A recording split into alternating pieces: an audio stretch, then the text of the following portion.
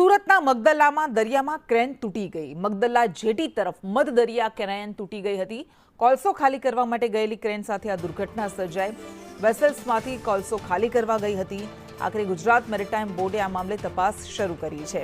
સુરતમાં મગદલ્લા જેટી તરફ મધ દરિયે કોલસો ખાલી કરવા ગયેલી આ ક્રેન જેની સાથે દુર્ઘટના થઈ। વધુ વિગત સાથે સંવાદદાતા જયેન્દ્ર પાંડે આપણી સાથે જોડાયા છે। જયેન્દ્ર, શું વધુ વિગત?